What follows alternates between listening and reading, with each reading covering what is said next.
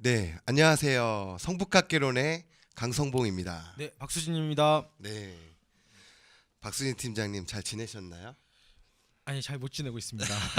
또 왜 그러십니까? 또. 뭐 요새 너무 일이 많다 이거죠? 아니 그렇지는 않고요. 이제 가을이 되니까 아무래도 이제 행사들도 많아지고 문화활동 할 네네. 일이 많아져서 자연스럽게 좀 여름에 좀 한가했다가 조금씩 네네. 이제 바빠지는 것 같습니다. 잘 지내고 있습니다. 네, 또 청고마비의 계절인데요. 가을이라는 게 또 흔히 또 남자들의 또 심장에 두근두근거리는 뭐 가을 계절인데 혹시 가을을 타시나요? 가을 탄다고 생각이 되는 게 청고마비라고 했는데 지금 제가 살이 더 찌고 있습니다. 그래서 가을을 타는 게 뭐, 아닌가. 살찌는 걸로 따지면 뭐 저도 얼마 전에 직장 근처에 하도 살이 찌니까 복싱 학원을 한번 댕길까 갔더니 사람들이 많더군요. 다들 이 다이어트랑 건강에 대해서 신경을 많이 쓰는 것 같아요. 네, 서두는 이렇게 했고 얼마 전에 이제 명절이 네, 예, 그렇죠. 추석을 지냈는데 다들 뭐 조상님들께 뭐 성묘도 하고 가족끼리 또 친척들 오랜만에 만나 뵙고 했는데 혹시 박수진 팀장님은 어디로 저는 집이 다녀오셨어요? 이제 경기도 광주라서 잠깐 네네. 집에 이제 경기도 광주에 가서 어머니께 인사드리고 네네. 뭐 이렇게 좀 쉬다가 네네. 잘 쉬다가 왔습니다. 네. 뭐 강성 목장님은 어디 다녀오셨나요? 저도 다 수도권이에요. 아, 저희도 뭐 좀 시골 좀 가고 예. KTX도 좀 예매도 하고 이래야 되는데 근데 이런 얘기를 하면은 싫어하시더라고요. 진짜로 그렇게 고생해서 아, 그럼요. 시골 내려가는데 예. 뭐 예매하려고 난리들이 아니더라고요. 예, 네. 예매하는 게 보통 일이 아니라 그러더라고요. 네. 예. 어쨌든 뭐 또 우리 둘은 또 밀정이라는 영화 보지 않았나요? 추석 연휴 때 할 일이 없어가지고 남자 둘이서 밤에. 네, 이제 추석 연휴 때 제가 네. 강성봉 국장과 함께 이렇게 네. 밀정을 야밤에 네. 켜서 밤 봤습니다. 10시에 예. 대학로에 가서 영화를 봤습니다. 또 그 영화를 보면서 의열단 내용이 나왔는데 나중에 특집으로 또 준비를 하겠지만 그 밀정 영화에 나오는 뭐 김상옥이 역할을 하는 김장옥이라고 나왔는데 그 또 근거지라고 하는 게 이제 또 성북동 예. 쪽이더라고요. 삼선동이랑. 그래서 그거는 저희가 좀 나중에 준비해서 성북동과 의열당 뭐 이런 식으로 해서 네. 한번 또 이렇게 한번 해보는 게 좋을 것 같습니다. 뭐 암살, 밀정 이렇게 영화로 의열단이 부각이 되는데 또 관련 책들을 봤더니 또 근거지랑 그 중심 활동지가 바로 성북구더라고요. 그 중에서도 성북동, 삼선동, 낙산 이렇게 되더라고요. 네, 알겠습니다. 서두는 또 우리 명절과 관련해서 또 어떻게 보냈는지 네. 또 이렇게 얘기로 시작을 했고요. 오늘 시간부터는 성북동의 근대. 그러니까 지난 그렇죠. 시간까지는 성북동의 탄생, 그다음에 조선시대의 성북동의 이야기들을 간략하게나마 언급을 했는데요. 오늘은 이제 근대. 그렇죠. 근대입니다. 네, 자 근대라는 게 어떤 의미가 있나요, 박수진 팀장님? 사실 어렵죠, 근대. 근대라는 게 되게 어려운. 저희는 그냥 시대 순으로 딱 따지면 뭐 언제부터 근대다 이렇게 얘기하기가 좀 쉬울 수 있지만 사실 근대라는 게 되게 많은 의미를 내포하고 있지 않습니까? 소위 말하는 뭐 과학의 시대라든가 아니면 뭐 이성과 합리의 시대라고 하는 게 근대이기도 한데 하지만 또 그런 근대에서 사람들이 또 이제 뭐 전쟁도 일으키고 이성과 합리적인 인간, 그래서 네, 또 한편으로는 인간의 이성과 합리에 대한 어떤 회의를 가져왔던 시대가 또 근대이기도 해서 그다음에 뭐 근대가 도대체 또 어떻게 들어왔느냐 뭐 이런 것들도 아직도 학계에서도 큰 논쟁 중이지 않습니까? 그래서 이런 것들에 대해서 한번 여러 가지로 사실 고민을 좀 해봐야 되는 게 근대라서 사실 근대가 뭡니까라고 물어보면 저는 잘 모르겠습니다. 네, 대답을 해야 될 것 같습니다. 네. 또 그 사람마다 기준의 관점도 다르기 때문에 예. 뭐 역사를 바라보는 시각, 사관이 또 달리 있을 수 있기 때문에 그렇군요. 네. 보통은 그 프랑스 시민혁명을 기점으로 근대를 이제 세계적으로 이렇게 그렇죠. 얘기를 하긴 하는데 저희 대한민국 같은 경우는 근대화 과정이 자체적으로 근대화가 안 되고 어떻게 보면은 식민지라는 시기를 통해서 근대화 과정이 있었는데 또 성북구도 그거와 맞물려서 그런 모습들이 많이 보이죠. 그렇죠. 이제 좀 약간 불행하게도 그러니까 이제 이게 자칫하면 오해가 될 수도 있지만 이제 식민지 근대화론에 동정하는 건 아니지만 그러니까 저희 한국이라는 나라가 근대화되던 시기가 불행히도 일제강점기가 겹쳐 있었다라는 거. 그러니까 뭐 그 전 시기가 우리가 이제 자체적으로 근대화될 수 있었느냐 없었느냐에 대한 논쟁은 충분히 있지만 네네. 불행히도 다른 나라들이 다 근대화로 접었을 때 우리도 이제 강점기에 있어서 물론 일본은 한국을 근대화시키려고 근대화한 건 아니죠. 당연히 수탈하기 위해서 이렇게 한 거기 네. 때문에. 근데 불행히도 그 시기였다라는 겁니다. 네. 예. 근대라는 시점에 또 강조됐던 게 이제 민족주의들을 많이 얘기를 하더라고요. 그렇죠, 민족주의죠. 근데 저도 이제 개인적으로도 논문을 쓴 게 있는데 이 동아시아의 민족주의의 패턴 양상이 좀 이슈가 되는 게 뭐냐면 일본은 어쨌든 근대화 과정을 서구의 어떤 문명과 문화를 자국화하는 이런 시기를 통해서 메이지 유신을 거쳐서 근대화 과정으로 됐고 또 식민지 정책을 펼쳐서 아시아를 이렇게 네. 파고 들어왔는데 희한하게 공격적 민족주의로 네. 천황제를 강조를 하면서 이렇게 진행을 그렇죠. 된 것 같고요. 또 이제 중국이나 일본 같은 경우는 서양 열강이라든지 아니면 뭐 일본이라든지 이런 민족주의로 포함되는 이런 세력들이 들어오면 또 저항을 하면서 민족주의가 발달을 한 것 같더라고요. 그렇죠. 사실 조선도 사실 그런 의미에서 우리나라도 이제 저항적 민족주의라는 네, 얘기를 하죠. 네. 이제 일본에 의해서 이제 조선이라는 이유로 이제 차별을 받기 시작하면서 이제 조선이라는 사람들이 어떤 한묶음으로 묶이게 되는 약간 이것도 사실은 이렇게 뭐 좋다고 생각할 수는 없죠. 좀 슬픈 이야기지만 또 저항적 민족주의라는 것들이 네. 한 범주로 좀 아까 일부분은 이야기가 되는 것 같긴 합니다. 네, 예. 그래서 이 뭐 공격적이다, 저항적이다 이렇게 민족주의 얘기를 하면서도 희한한 게 자기네 이제 자국민 내지는 민족의 단결을 강조를 하면서 일본은 천황을 중심으로 뭉치고 네. 또 우리는 같은 시기지만 일제 강점기 속에서도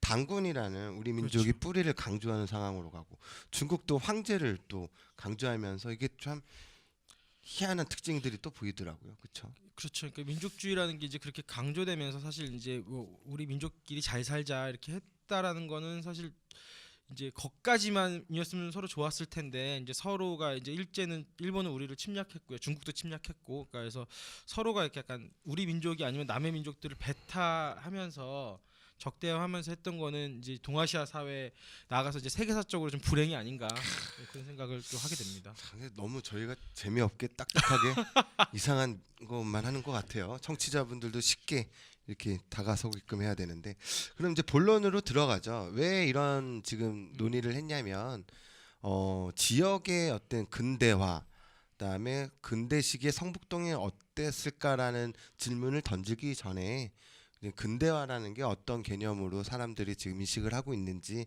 또 그 근대화 시기에 이제 민족주의가 어떻게 패턴으로 인식되고 있는지에 대해서 한번 언급을 하고 들어가는 게 좋을 것 같아서 그렇게 진행을 했습니다.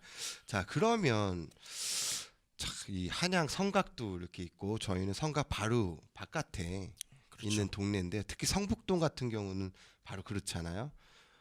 그러면은 언제부터 성북동에 사람들이 모이기 시작을 했을까요?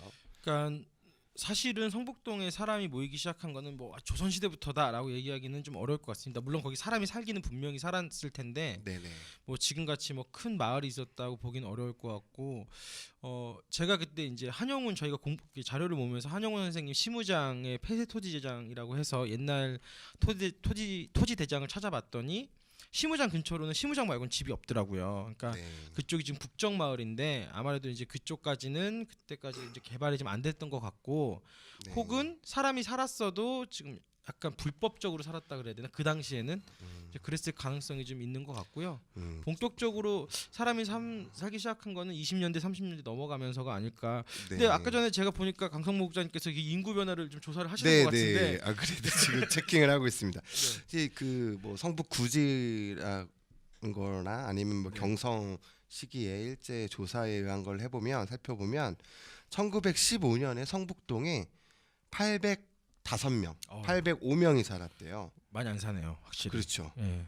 1915년이 그랬는데 이게 나중에 보면 물론 20년대도 있지만 나중에 네. 이제 삼산으숙이나 뭐 서강훈의 활동 이런 거 보면 인구도 많이 살고 있긴 했지만 1930년대 오면 1666명. 거의 2배가 뛰네요. 예. 네, 네, 네. 그렇죠. 예. 두 배인데도 그렇게 많은 건 아니죠. 그렇죠. 지금 한 동이 1666명이면 호로 따지면 5로 나누면 뭐 300호 좀 넘는 정도거든요. 그렇죠. 그렇죠. 왜냐하면 그 당시에 한 호가 평균적으로 인구를 따질 때 곱하기 5를 하더라고요. 예. 예, 그렇게 된 것 같고 나중에는 1933년도에는 589호.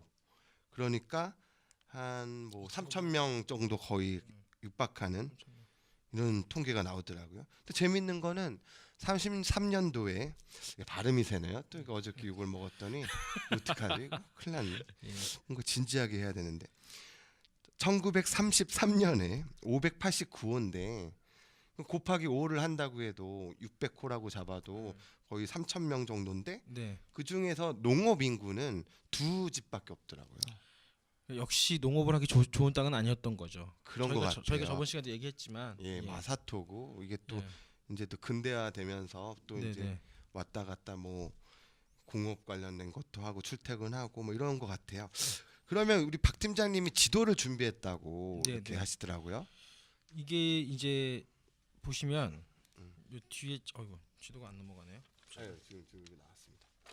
네, 이 지도가 아닌데. 예. 노지도. 예, 이게 지금 경성 시가지 계획 평면도입니다. 이게 이제 1936년에 이제 경성을 이제 일제가 이제 서울 사대문 안이 포화 상태에 이르니까 대경성 계획이라는 걸 세우고 이제 서울을 어떻게 이제 당시는 경성이라고 불렀죠. 경성을 어떻게 확대할 것인가에 대한 논의가 있었고 이때 이제 저기 노랗게 표시된 지역들이 예, 노랗게 표시된 지역들이 이제 그 새로 넓혀지는 지역이었고요. 예, 거기에 여기 보시면 알겠지만 예, 요 윗지역으로 해서 이렇게. 예, 요쪽에 지금 그렇죠.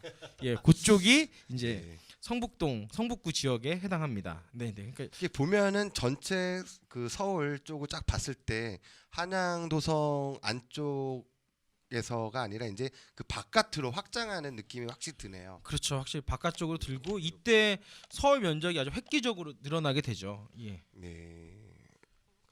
알겠습니다. 이게 지금 36년도 네, 네. 경성시가지 계획 평면도인데 자 그러면 성북동에 사람이 모이기 시작했다라는 질문에 있어서 왜 성북동으로 왔는지를 좀 살펴볼 수 있는 지도를 또 준비하셨다고 네, 하는데 요거는 이 지도입니다. 예, 네. 여기 보시면 알겠지만 이제 성북동에 사람이 모인 거는 사실 다른 지역에도 사람이 많이 모였는데요. 이제 정확히 얘기하면 성북동에 조선인들이 많이 모이기 시작한 네, 거죠. 네, 네.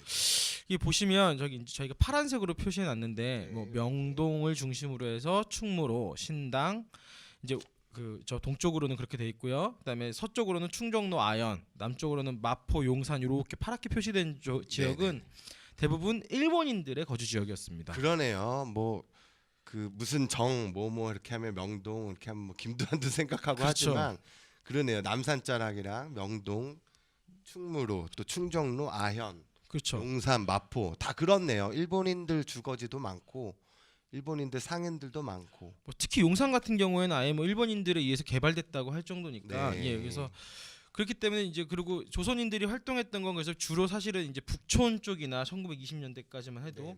북촌이나 청계천 이북 쪽에서 많이 이제 활동을 했는데 이제 북촌에서도 많은 뭐 독립운동이라든가 조선인들의 활동이 좀 제약받기 시작하니까 네. 성북동 쪽으로 이제 많이 이제 사람들 문인들이 오고 그래서 저희가 아는 유명한 사람들이 이제 네. 1930년대 이후에 성북동으로 이렇게 하나둘씩 오는 것이 아닌가 이렇게 네. 생각됩니다. 어떤 산수가 수려하면서도 또 일본인들이 주거지나 이런 게 보이지도 않으면서도 또 시가지 북촌이라든지 그 시내로 들어갈 수 있게끔 또 뒤에 그 북악산 넘으면 또 곧바로 연결이 되니까. 그리고 접근성이 상당히 좋죠. 사실은 해안문만 넘어오면 네네. 바로 이제 성북동이고 그다음에 넘어가면 바로 해화동이고. 네. 그러니까 진짜 정말 교통도 편리하고도 그다음에 이제 저보다 강성 목장님이 잘 아시겠지만 이 해화문으로 해서 이렇게 올라가는 길은 예전부터 되게 중요한 교통로였잖아요. 그렇죠. 동북관문에 예. 그러니까 완전히 요새죠, 요새. 그런 교통로를 사이에 두고 사실은 성이라는 게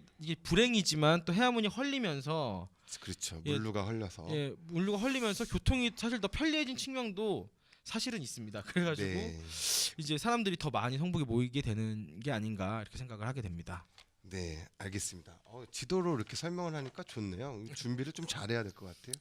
우리만 이렇게 떠들고 이렇게 하면 안 될 것 같아요. 네. 알겠습니다. 야, 사람들이 모였는데 어쨌든 이런 인물들이 우리가 아는 뭐 만해라든지 이태준이라든지 김미렵, 박태원, 이상정 뭐 이렇게 등등등 미술인들 전영필 뭐 등등 이분들이 성북동을 어쨌든 그분들이 선택을 했다라는 의미가 중요하겠네요. 그렇죠. 저는 사실 이제 이거는 아마 다음 시간에 또 얘기를 자세히 할 거지만 성북동에 혹은 성북구를 포괄해서 사실은 성북구에 있는 유명한 분들은 성북구에서 태어나신 분들은 이제 거의 안 계시죠. 사실 근데 나중에 이사를 오시거나 아니면은 그렇죠. 이사를 오신 분들인데 이분들은 지금 방성봉 국장님이 말씀하신 것처럼 대부분 성북동 혹은 성북구를 선택해서 오셨다라는 게 저희가 생각하는 성북동 지역의 되게 중요한 어떤 포인트라고 생각합니다. 네. 그 옛날 또 신문 자료를 보니까 자료로는 준비는 안 했지만 저희가 그 발간한 책에 보면 30년대 성북동의 풍경을 볼 때 김동섭이라는 수필가가 성북의 향기라는 제목으로 연재를 하셨더라고요. 동아일보에.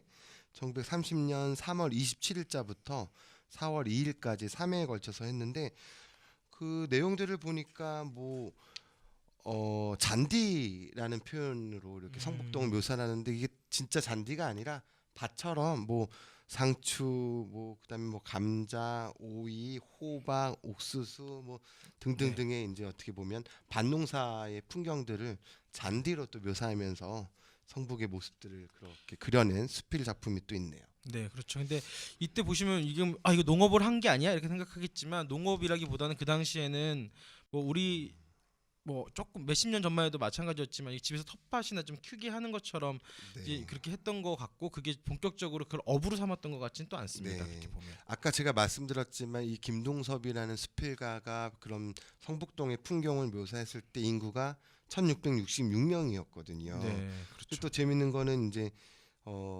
1934년도의 자료를 보니까 성북구에 주소를 둔 사람들 중에 자동차가 있는지 없는지 여부를 통계 자료를 보니까 한 대도 없네요. 그렇죠. 그때는 차가 너무 경성 전체 200대 이런 정도 맞습니다. 시절 200대죠. 예, 있던 시절이니까 사실은 차가 정말 귀했던 시절이죠. 그때까지만 해도 뭐 부촌 이미지는 뭐 타이틀이 붙을 수가 없겠네요.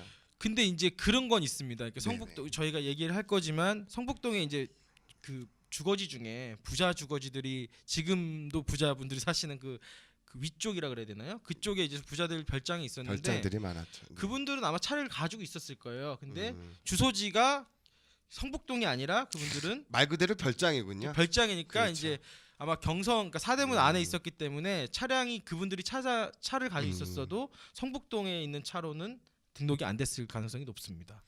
아까도 방금 말씀드렸지만 그 1934년도에는 성북동에 자동차 한 대도 없는 상황이었었는데 네네. 더 재밌는 거는 36년도를 보면 인구수가 800호예요. 네. 약 4천여 명 정도 되는데 우물 하나 없었던 거예요. 이게 사실 우물이 성북천이 맑았다고는 하죠. 네. 하긴 하는데 조금 살기 힘들었던 그렇죠. 느낌도 그러니까 뭐 없지 않습니다. 근대화 네. 과정 속에서 뭐 네. 장티푸스나 이런 질병이나 전염병에 노출이 될 수 있기 때문에 또 주민들이 또 이런 수도 그런 거를 만드는 뭐 운동도 했다는데 그래서 요 시점에서 제가 박 팀장님한테 좀 질문을 드리는 게 뭐냐면 성북동 사람들이 어떻게 삶을 살았을까? 특히 네네. 제가 알기로는 지금도 저희 성북구에는 뭐 마을계획단이라든지 각 그렇죠. 동별로도 그렇고 뭐 주민자치위원분들도 계시고 또 뭐 커뮤니티 이런 위원회라든지 단체들 시민단체들 뭐 이렇게 등등 되게 많았는데 이 성북동의 근대화 시기를 보면 근대 시기 때 보면 이런 활동들이 또 많이 보이더라고요. 대표적인 게 어떤 게 있을까요? 대표적인 거는 지금 딱 생각나는 건 성북 구락부, 그러니까 성북 클럽이죠. 그렇죠. 성북 클럽. 구락부가 클럽입니다, 여러분. 그래서 성북 구락부가 있었고, 그다음에 성북 정회라는 게 있었습니다. 사실 두 개 다 되게 주민 자치 조직으로 대단한 조직이었는데, 먼저 생긴 거는 먼저 성북 구락부가 먼저 생겼죠. 1925년, 23년에 먼저 생긴 걸 23년 정도인 것 같아요. 먼저 생겼고, 성북 정회는 이제 그보다 늦게 1936년 정도에 생긴 것으로 되어 있습니다. 자, 그러면은 그 성북 구락부 중에 대표적인 인물을 제가 알기로는 살펴보니까 서광훈이라는 인물이 나오던데요. 네, 그 서광훈이라는 분이 나오는데 사실 이렇게 저도 사실 찾고 좀 놀랐던 분이긴 한데 잘 알려진 분은 아니죠. 근데 네. 이분이 이제 성북동에서 성북구락부를 만들어서 이제 이끌면서 자치 활동을 하기도 하고요. 더 주목할 건 이분이 이제 형평사 운동이라는 걸 했습니다. 그렇죠. 예, 그 형평사 운동이라는 게 혹시 이제 생소하시는 분들도 그거 있으실 수도 아닙니까? 있는데, 그거 아닙니까? 암만 지위가 있지만 평등하게. 예, 맞습니다. 아. 형평이죠. 그래서 아니 그 박 팀장이 저한테 맨날 강조하는 거 아니에요?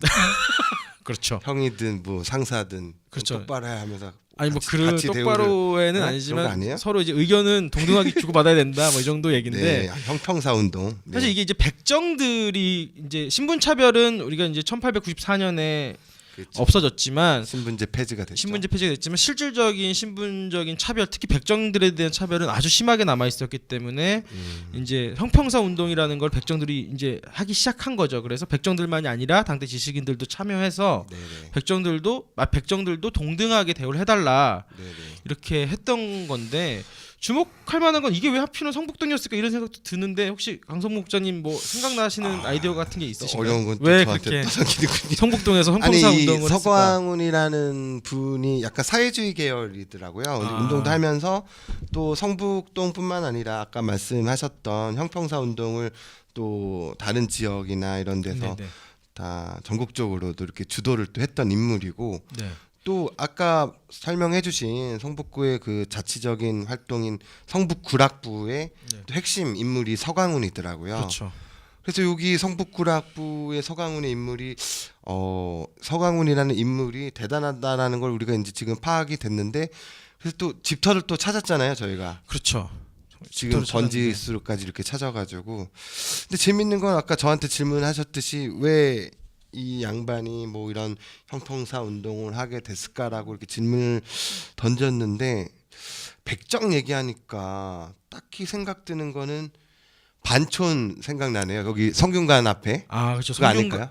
아 그럴 수도 있겠네요. 이게 성균관에 이제 반촌이라고 해서 이렇게 백정들이 좀 살아서 이렇게 소잡고 이렇게 했던 네네. 분들이 좀 왜냐면 개- 거기 문묘 제사를 지내려면 그렇죠, 그렇죠. 그런 걸 제술도 해야 되고 가까우니까. 고기도 또 이거를 아. 해야 되고 그 반촌이 원래는 주민들의 대부분이 예전에는 그 백정일 하는 사람들인데 몽골 때 침입하고 나서 그런 사람들이 또 반촌에서 마을 형성을 해가지고 그런 일을 또 했다라는 이야기도 전해지더라고요. 그러니까 뭐 이게 저희가 확답은 할 수 없지만 뭐 그럴 수 있겠다라는 생각은 네네. 듭니다. 뭐 추정 정도는 할 수 있을 근데 것 같아요. 어떤 분은 또 성북동에 칼국수 집이 많은 이유가 그런 것 때문에 이 사골 고기 끓는 국물에 뭐 쌀을 아. 했다는데 모르겠어요. 아니, 그거는 사실 거기까지 저는 자신은 없습니다. 아 왜냐하면은 이게 주민들이 또 상상을 하시는 건지 아니면 진짜의 팩트를 얘기하시는 건지 얼마 전에 그 나무 사건 있었잖아요. 나무 베는 거. 네네네네. 또 주민들이 그런 얘기를 하시는 분이 계시다고 하더라고요.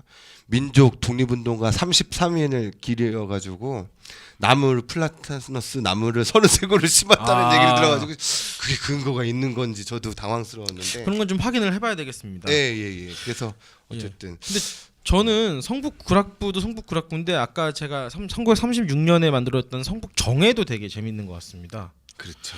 왜냐하면 이게 제가 이제 뭐 말씀을 드릴 텐데 그 1936년, 37년 넘어가면 일제 강점기 중에서도 이제 가장 가혹했던 시절로 넘어가는 시절이거든요. 1937년에 그렇죠. 한참 이제 만주에 전쟁 일으켜가지고 중국으로 대륙 침략 그렇게 하고 그쵸. 전면전 하려고 사람들 동원하고 징용이니 강제징용 이런 게 시작됐던 것도 거의 이쯤부터고요. 그렇죠. 근데 이 시점에 성북정회라는 걸 만들어서 총독부에다가 성북동 주민들이 막 요구를 하죠. 아 멋지네요. 일제강점기 그 치하 속에서 예. 주민들의 자치운동을 진짜 열심히 했다는 증거네요. 예, 그래서 그게 왜 갑자기 생각이 났냐면 아까 강성모 목장님 우물 하나 없었다 그랬는데 우물이 없었대요. 예, 저는 근데 36년도에 4,000명 정도의 인구 중에서 그래서 여기서 성북 정회가 만들어지고 했던 운동 중에 하나가 네. 수도를 놔달라는 겁니다. 예, 수도를 놔달라라고 해서 그 서슬퍼런 청독부에다 이제 청원을 넣은 거예요. 근데 결국은 그래서 1937년 정도에는 수도가 그러니까 수도 우선 부설 지역으로 성북동이 선정이 됩니다. 야 주민들의 성북동 주민들의 승리네요. 어쨌든 요구 사항이 관철이 된 거. 예나 지금이나 대단한 것 같습니다. 지금도 그런 정신이 이어지는 것 같아요. 네, 이게 저희. 약간 자치 조직 같은 게 너무 네. 강하니까요. 예, 마을 민주주의의 롤 모델이네요. 여기 성북구락부, 성북정회 이런 것들이 그러니까 어떻게 보면. 그렇죠. 이렇게 불편한 게 있으면 근데 사실 수도부설 운동만이 아니라 아까 전에 이제 차 없었다는 얘기도 했는데 그러니까 대부분은 이제 외지에서 또 차를 예, 끌고 대중교통을 이용할 수밖에 없는 상황이었는데 버스 노선이 2개밖에 없었대요. 많이 네. 근데 그 버스 노선도 이제 연장해 달라. 그렇죠. 시간이 왜냐면 시간을- 전차 시간도 있고 그렇죠. 전차가 내렸는데 이제 버스가 끊기면 전차 시간은 더 긴데 예. 버스가 정작 없는. 그렇죠. 그러면 한참 걸어가는. 근데 그런 그때 상황이죠. 버스가 얼마나 중요했냐는 이태준 그러니까 여기 성북동까지 넘어오는 전차는 이제 41년 정도나 있어야 만들어지니까 그러니까 이태준 소설을 보면은 이태준이 이제 그 수연산방에서 나와서 이렇게 성북천 따라 내려와서 이제 출근하는 게 나오는데 지금 삼성교 쪽에서 버스를 탑니다. 네. 삼성교 쪽에서 버스를 타고 지금 이제 창경궁 앞으로 해서 창덕궁 앞까지 이렇게 지나가는 네네. 이게 나오는데 저희랑 똑같아요. 뭐가 똑같냐면 왜 버스는 항상 내 앞에서 가나? 그렇죠. 아, 그 느낌 알죠? 예. 일은 급하게 죽겠는데 딱 횡단보도에 걸렸는데 내가 타려고 하는 버스는 지나가고 있죠 앞에서 이렇게. 아, 그 근데 심정이구나. 이태준이 그걸 적어놨어요. 아, 작품 속에서. 예, 왜저 버스는 항상 내 앞에서 갈까? 나는 시간 맞춰서 나온 것 같은데. 태준이 형이나 저희나 뭐 별 차이 없네요. 그렇죠. 인간적으로는 뭐 예. 비슷하네요. 그러니까 이제 그렇게 버스가 중요했는데 그래서 그런 버스를 시간을 이제 연장해 달라고 요청하기도 했고 또 하나는 뭐 그런 것도 했다 그러죠. 요정을 더 설치하지 말아 달라. 네. 그래서 뭐 그런 것도 하고 해서 더 대단한 건 이런 대부분의 요구들을 관철해냈다는 것 같습니다. 네, 알겠습니다. 또 재밌는 게 그 은벽정이라는 네. 이런 거 관련해 가지고 또 성북정회가 네. 또 어떤 운동을 또 펼쳤다고 하던데. 그러니까 은벽정은 사실 이게 역사적으로 조금 더 좀 봐야 되는데 은벽정이라는 데가 뭡니까? 우리 청취자분들이 예, 그 은벽정이라는 게 이제 여기서 마침 보면 이제 요정의 대표적인 요정으로 나오는데 우리가 알고 있는 길상사 이전에 대원각처럼 예, 그렇죠. 그런 성북동에 요정. 있는 요정집. 근데 이제 그때 요정은 이제 좀 그냥 음식점이죠. 그때 아, 요정은 음식점. 그때 요정은 이제 그 음식점인데 좀 큰 음식점 같은 건데 네네. 근데 이제 그 원래 은벽정이 그런 요정이 아니라 사실은 우리가 너무나 잘 아는 충정공 민영환 선생님의 어떤 별장이었죠. 민영환 우리 자결했던 그쵸. 우리 민영환 선생의 별장이었던 거군요. 예, 근데 이제 그게 나중에 되게 아이러니한 게 이제 그 나중에 운영자로 나오는 분이 이제 한규설 선생님의 아들이죠. 아들인 한양호. 예, 한양호라는 분이 운영자로 나오는데 한규설 선생님도 나중에 그 조선 후기에 대감으로서 유명하신 분 아니에요? 그렇죠. 그분도 이제 일제강점기 나라를 이룰 때 절개를 지켰던 분으로 기조가 있는 예, 분이시잖아요. 이렇게 남아 있는데 근데 그 아드님이 요종집 사장님이시라. 네 그렇게 하면서 아이러니컬합니다. 예, 아이러니하고 그래서 어떤 신문 기사를 봤더니 제가 정확히 네. 기억은 안 나, 누가 썼는지 기억은 안 나지만 신문 기사를 봤더니 아 충정공이 살아 있어서 이 광경을 보면 얼마나 민영환 선생님이 네, 얼마나- 살아계셨으면 진짜 자기 별장이 이렇게 요정이 음식점이 돼서 이렇게 노는 장소가 되어 있는 걸 보면 얼마나 씁쓸해하셨을까 이렇게 얘기했다는 기사도 본 것 같습니다. 네. 그래서 그 은벽정으로 이제 차를 타고 사람들이 네. 외지에서 쭉 들어오니까 먼지도 날 거고 또 차 네. 때문에 시끄럽고 하니까 또 이 성북 정회에서 그러면 이런 거를 그렇죠. 하지 말아달라고 한 거죠. 탄원도 넣고 이렇게 했겠네요. 먼지가 나오면 좀 치워달라 그러고 도로 너희들 때문에 도로 파손되면 고쳐달라 뭐 이런 네네네. 얘기들을 한 거고 업무 시간 딱 지켜서 밤늦게나 너무 아침 일찍 하지 말아달라 이렇게 이런 네. 것들을 해서 이제 받아내는 걸 보면 네. 성북동 사람들은 옛날부터 정말 네. 성북동만이 아니라 성북구민 전체가 옛날부터 좀 대단한 자치의식을 가지고 있었다 네네. 이렇게 생각할 수 있을 것 네, 같습니다. 알겠습니다. 또 일단은 지금 성북 구락부 관련해서 네. 삼산의숙, 그러니까 삼산학교 얘기를 하려고 하는데 그건 다음 시간에 그 인물 관련돼서 할 때 네네. 같이 좀 이렇게 했으면 좋을 것 같고요. 일단은 그러면 그 당시에도 그러니까 한양 성곽 안쪽에 포화 상태에 이르르니까 또 전국 각지에서 올라오면서 그 주거지를 이 땅굴을 파가지고 땅 아. 파가지고 토막민들이 많이 살았다고 하는데 네 지금 뒤에 있는 사진이 아마 그 토막 그리고 또 준비했네 네. 또 역시 했는데 너무 멋있는 거 아니에요? 아닙니다. 그래서 근데 왜 없어? 나 진짜 근데 이 그러니까 이제 사실 성북동의 이미지는 예나 지금이나 약간 부촌 이미지가 있어요. 네. 부촌 이미지가 있고 그다음에 기본적으로 이제 부자들이 사는 동네랑 아까 전에 성북 정의 활동에서 보시면 알겠지만 사실 중산층이 많이 사는 동네이긴 그렇죠. 했는데 그럼에도 불구하고 가난한 사람까지 이런 토막에 사는 사람들까지 막 섞여 살아서 또 이태준을 언급할 수밖에 없는데 이태준 선생님의 소설을 보면 이런 토막민들이나 아니면은 불법적으로 이제 그 개천가를 점유해가지고 예, 이렇게 했던 사람들이 사는 것들이 나와서 이렇게 그런 성북동은 그 아주 부자부터 아주 가난한 사람이 토막민들까지 같이 살았던 데가 아닌가. 네. 이런 뭐 지금도 근데 좀 비슷하죠. 그렇죠. 사실은. 참 신기한 게 거의 뭐 100년 전이나 뭐 80년 전이나 어떤 그 뭐 서민들의 삶, 그다음에 또 개발과 재개발 논쟁. 그렇죠. 뭐 60년대에 또 김강섭의 성북동 네. 비둘기 시에 나오는 것처럼 그런 모습도 있고 지금 현재에서도 그런 어떤 이슈들이 있는데 네네. 인간으로서 바라보는 일상생활의 삶들이 네. 우리는 너무 이제 예를 들면 독립운동하면 영웅으로만 바라보고 또 뭐 이렇게 너무 띄우는 게 경향이 많은 것 같아요. 그래서 일상적인 삶도 잘 파악을 해주고 인간적인 모습들도 좀 이렇게 좀 살펴봐줘야 될 것 같다라는 생각이 드네요. 네. 그 당시에는 뭐 그 전에는 일제 그 개발 이전에는 이제 풍치지구라고 해가지고 자연 뭐 앵두나무, 복숭아꽃, 진달래꽃 뭐 등등이 있다가 나중에는 이 토지 개발이 되고 하니까 이제 부동산 업자들이 많이 왔다고 하더라고요. 그렇죠. 그래서 네, 네. 한옥들 짓느라고. 네, 그렇죠. 지금 기업자. 남아 있는 대부분의 한옥에서 그 당시 지어진 한옥들이죠. 집장사들이 의해서 지은 한옥들인데 그분들을 부르는 용어가 있더라고요. 집 거간이라고. 와 거강 저 유식하죠. 또. 예. 맨날 박수 박 한번 팀장한테 밀리는 것 같아가지고 한번 쳐드릴게요. 집 거간이라고. 전 지금 저한테 물어보는 줄 깜짝 놀랐습니다. 나 모르는데. 아닙니다. 네. 알겠습니다. 하여튼 성북동의 근대 시절에 어떤 사람들이 왔었고 또 왜 모이게 됐을지, 그다음에 성북동 주민들이 자치운동을 벌이면서 했던 모습들을 살펴봤습니다. 네, 그러면 시간이 다 됐네요. 벌써 다음 시간에 성북동의 근대 인물들을 중심으로 또 이야기를 나누도록 그다음에 하겠습니다. 아까 잠깐 빠뜨렸던 삼산학교 얘기도 조금 그렇죠. 넣어서 하도록 하겠습니다. 네, 알겠습니다. 네, 성북학개론 그럼 오늘 3화는 여기까지 하도록 하겠습니다. 감사합니다. 감사합니다.